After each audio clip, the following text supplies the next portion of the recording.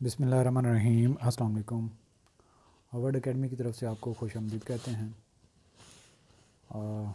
आज हम अल्लाह से दुआ है कि अल्लाह पाक हमारे इल्म में इजाफ़ा फरमाए। आज हम जो इंट्रोडक्शन टू बिज़नेस का टॉपिक पढ़ने जा रहे हैं वो है जॉइंट स्टॉक कंपनी, और इसके फ़ीचर्स का आज हम जो कवर करेंगे कि इसके मेन जो करैक्टरिस्टिक्स हैं, फ़ीचर्स हैं, या जो मेन इसकी क्वालिटीज़ हैं, उन पे हम बात करेंगे।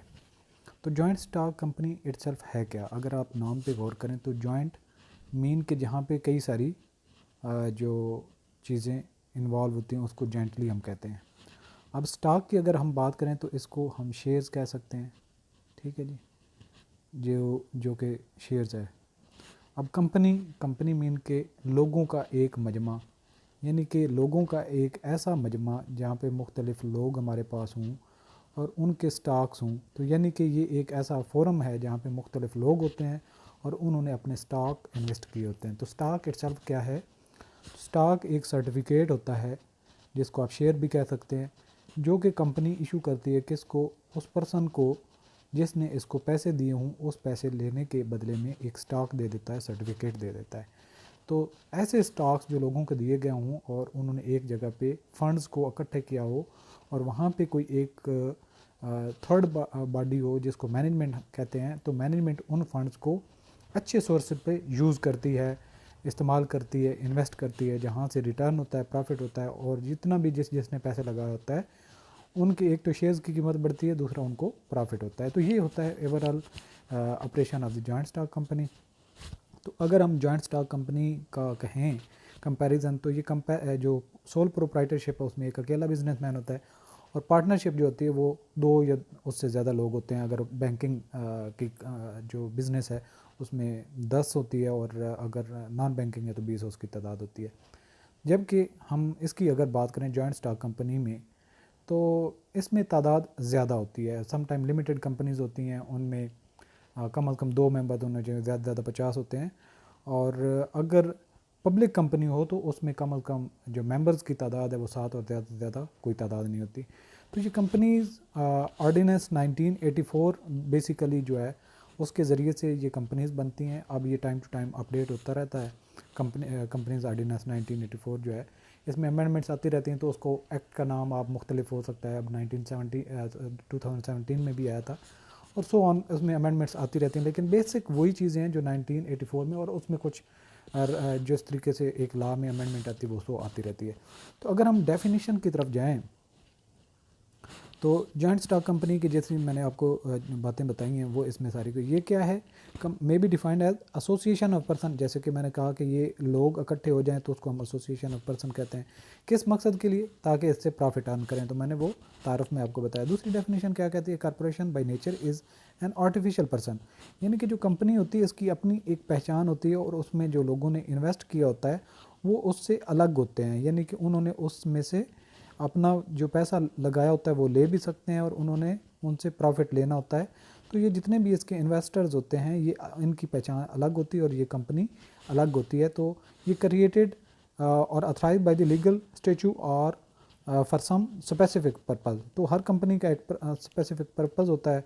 कुछ चैरिटी के लिए भी बन सकती है, कुछ वेलफेयर के लिए भी बन सकती है, कुछ प्रॉफिट के लिए होती हैं। तो अल्टीमेटली एक कंपनी का एक ख़ास ऑब्जेक्टिव होता है, और जो एक प्रोसेस के बाद बनती है और उसकी अपनी पहचान होती है। जो थर्ड डेफिनेशन है इसमें क्या कहा? Company is an incorporated association of person form usually for the pursue of some commercial objective. Commercial objective mean कि जो कॉमन हम काम करते हैं और जिससे प्रॉफिट अर्न करके हम अपनी जो रोज़मर्रा की ज़रूरियात हैं या जो हमें जो वेल्थ चाहिए होती है उससे हम मज़ीद अपनी ज़रूरियात को पूरी करते हैं। तो अगर हम इसका डायग्राम देखें तो जॉइंट स्टॉक कंपनी इटसेल्फ है क्या? ये एसोसिएशन ऑफ पर्सन है। कुछ लोग इकट्ठे होते हैं, वो कहते हैं जी हम बिज़नेस बनाते हैं, फिर वो लीगल फार्मेलिटीज़ पूरी करते हैं, और उसका एक ख़ास ऑब्जेक्टिव भी होना चाहिए। जब ये सारी चीज़ें डिफ़ाइन हो जाती हैं तो ये एक जो यहाँ पे ये सारे प्लेटफॉर्म पे इकट्ठे लोग हो जाते हैं एक लीगल स्टेचू के प्रोसेस से गुजरते हुए ख़ास ऑब्जेक्टिव हासिल करने के लिए, तो इसको हम कहते हैं जॉइंट स्टॉक कंपनी।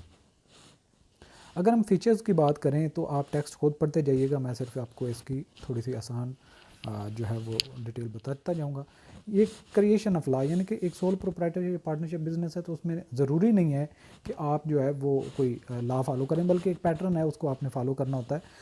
तो जबकि जो जॉइंट स्टॉक कंपनी आप बनाने जा रहे हैं, तो आपको कंपनीज ऑर्डिनेंस 1984 के प्रोसेस के ज़रिए से आपको चलना पड़ेगा। जो उसकी फॉर्मेलिटीज़ हैं वो पूरी करनी पड़ेंगी। और जो कंपनीज ऑर्डिनेंस 1984 है, ये एक ऐसा प्रोसेस है जो कानून है, कानून के मुताबिक आपने ये चीज़ करनी, मतलब ये क्रिएशन ऑफ लॉ है, यानी कि लॉ ने इसकी आपको हिदायत दी है कि आपने ये बिज़नेस बनाना है, तो ये फॉर्मेलिटीज़ आपने पूरी करनी है। इसके अलावा कैपिटल बोरोइंग होता है कि जॉइंट स्टॉक कंपनी में आप ज़्यादा कैपिटल ले सकते हैं, जो कि इंडिविजुअल बिजनेस जिसको सोल प्रोप्राइटरशिप कहते हैं, और जो पार्टनरशिप बिजनेस होता है उसमें कुछ लोग होते हैं बहुत ज़्यादा, आप कैपिटल रेज नहीं कर सकते, और वहाँ दोनों बिजनेस में बहुत रिस्क होता है, तो यहाँ पे रिस्क भी कम होता है। तो यहाँ पे एक और भी इसका बड़ा जो मेन एलिमेंट होता है कि यहाँ पे आपके पास कैपिटल ज़्यादा हो जाता है, और जो आपके जो रिस्क होता है आपका लॉस होने का, वो आपकी जितनी इन्वेस्टमेंट आपने कंपनी के शेयर में की होती उससे ज़्यादा आपका रिस्क नहीं होता। तो ये इसकी खूबी है इस बिज़नेस की।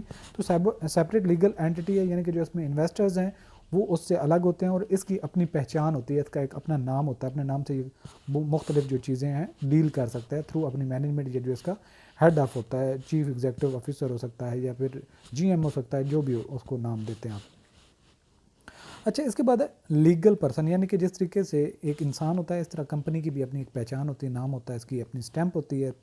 ये प्रॉपर्टी ख़रीद भी सकती है, पैसे ले भी सकती है, दे भी सकती है, और कहीं पे इन्वेस्ट करना चाहे इन्वेस्ट कर सकती है, कॉन्ट्रैक्ट करने हो तो कॉन्ट्रैक्ट कर सकती है। लेकिन जहाँ पे एक इंडिविजुअल ने अपने साइन करने हों, तो यहाँ पे इसके साइन की बजाय जो है ये इसकी एक स्टैंप होती है, वो स्टैंप लगती है जिसको हम कॉमन सील कहते हैं। तो ये थोड़ा सा फ़र्क है एक, इसलिए इसको आर्टिफिशियल पर्सन कहते हैं। इसकी लॉन्ग लाइफ है। एक अगर प्रोप्राइटरशिप बिज़नेस की बात करें, तो वो एक बंदा बिज़नेस करता रहता है, जब उसकी लाइफ ख़त्म होती है तो वो बिज़नेस भी ख़त्म हो जाता है। इसी तरीके से पार्टनरशिप भी ख़ास मकसद के लिए, ख़ास ऑब्जेक्टिव और ख़ास टाइम के लिए होती है। जब वो ख़त्म हासिल कर लिया जाता है, तो वो अमूमन वो भी ख़त्म हो जाता है। जो ही उनमें से एक पार्टनर आगे पीछे होता है, तो फिर उसकी रिस्ट्रक्चरिंग हो जाती है, या फिर वो ख़त्म हो जाता है। इसके अलावा लिमिटेड लाइबिलिटी, जो इसके इन्वेस्टर्स होते हैं उनकी जो जिम्मेदारी होती है वो उतनी ही होती है जितना उन्होंने पैसा उसमें शेयर्स में इन्वेस्ट किया हो। अगर वो शेयर्स डूब भी जाएँ, तो उसके घर की जो बाकी उसकी असासजात होते हैं वो बच जाते हैं। इसके अलावा लार्ज स्केल ऑफ बिजनेस, यानी कि अगर सोल प्रोप्राइटरशिप या पार्टनरशिप करें, तो वो हम बड़े स्केल पे नहीं कर सकते, जबकि ये मल्टीनेशनल कंपनीज तक ये फैल जाती है। लार्ज स्केल बिजनेस इसमें किया जा सकता है जॉइंट स्टॉक कंपनी में, क्योंकि इसमें कैपिटल बहुत ज़्यादा होता है। अगर आपको प्रॉफिट ज़्यादा हो रहा है, तो इन्वेस्टर भागे भागे आपकी तरफ आते हैं और वो अपना पैसा देते हैं। जितना ज़्यादा पैसा आता जाएगा, उतना आप लार्ज स्केल पे बिज़नेस कर सकते हैं, और अगर आपकी अच्छी मैनेजमेंट हो, रिटर्न आप अच्छा दे रहे हो। इसके अलावा मैनेजमेंट ऑफ कंपनी, यानी कि कंपनी के जो इन्वेस्टर्स होते हैं वो अलग होते हैं, जो पैसा देते हैं, और उसको मैनेज करने वाले, उस पैसे को इस्तेमाल करने वाले, कहाँ से हमने पैसा उठाना है, कहाँ पे इन्वेस्ट करना है, ताकि हम जितने इन्वेस्टर्स हैं उनको रिटर्न दें, और इतना रिटर्न दें कि बाकी मार्केट से रिटर्न उनका ज़्यादा हो, तो तभी वो बाकी इन्वेस्टर आएंगे। तो उनके शेयर्स की कीमत बढ़ती है, तो भी उनको फ़ायदा होगा अगर उनको डिविडेंड सालाना दिया जाता है, यानी कि जो कंपनी प्रॉफिट अर्न करती है उसमें से कुछ ना कुछ उनको प्रॉफिट दिया जाए, तो उसको डिविडेंड कहते हैं। तो इस तरीके से ये बिज़नेस चलता रहता है। नंबर ऑफ़ मेंबर, जैसा कि मैंने पहले बताया कि अगर आपकी लिमिटेड कंपनी है तो उसमें मेंबर की तादाद कम से कम 2 और ज़्यादा 50, और पब्लिक कंपनी है तो उसके कम से कम 7 और ज़्यादा की कोई तादाद बाउंड नहीं है। इसके अलावा ट्रांसफ़रएबिलिटी ऑफ शेयर्स, यानी कि मैंने इन्वेस्ट किया कंपनी के अंदर, अब मैं चाहता हूँ कि मुझे इसमें से इतना रिटर्न नहीं आ रहा, तो मैं अपने शेयर्स को बेचना चाहता हूँ, तो मैं बेच सकता हूँ, मैं ट्रांसफ़र कर सकता हूँ, मैं किसी को आगे बेच सकता हूँ थ्रू स्टॉक एक्सचेंज। ये जो एक मैकेनिज़्म प्रोसीजर बना हुआ है। अच्छा, इसके बाद है ट्रेड एग्रीमेंट, यानी कि जिस तरीके से एक इंडिविजुअल आपस में बिज़नेस करते हैं और एग्रीमेंट करते हैं, इस तरीके से कंपनी को भी जो कंपनी के मैनेजमेंट को कहीं नज़र आया कि यहाँ पे हमें प्रॉफिट होगा, यहाँ पे हम इन्वेस्ट करें, तो कंपनी की मैनेजमेंट जो है वो वहाँ पे कॉन्ट्रैक्ट करती है, एग्रीमेंट करती है, तो वो कंपनी के नाम से करती है, यानी कि कंपनी की वहाँ पे सील लगती है, कंपनी की स्टैंप लगती है। आगे चलते हैं तो बात करते हैं तो purchases and sale of property. जो कंपनी अगर कहीं पे और बिज़नेस को एक्सपेंड करना चाहती है, तो नई प्रॉपर्टी ख़रीद सकती है, बिल्डिंग ख़रीद सकती है, और अगर कहीं पे बिज़नेस को इसने शिफ्ट करना हो तो उसको बेच भी सकती है, जो इसके नाम पे पहले चीज़ें होती हैं। इसके अलावा जो कंपनी जितना भी रेवेन्यू अर्न करती है, प्रॉफिट अर्न करती है, उसमें से जो टैक्स पे करना होता है ये कंपनी ने खुद ही पे करना होता है। इसके अलावा इसका एक खास ऑब्जेक्टिव होता है, कंपनी जिस ऑब्जेक्टिव के लिए बनी होती है वो ऑब्जेक्टिव इसने मीट करना होता है, और इससे जितना प्रॉफिट अर्न होता है वो शेयर होल्डर को डिस्ट्रीब्यूट किया जाता है। उसमें से कुछ हिस्सा जो दिया जाता है उसको डिविडेंड कहते हैं। बाकी कंपनी कुछ प्रॉफिट अपने पास रख लेती है ताकि इमरजेंसी में कभी ज़रूरत पड़े तो फंड को इन्वेस्ट अच्छी जगह पे कर दिया जाए। इसके अलावा गवर्नमेंट का कंट्रोल होता है, गवर्नमेंट के जो लॉज पॉलिसीज़ प्रोसीजर्स होते हैं वो फॉलो करना लाजमी होते हैं।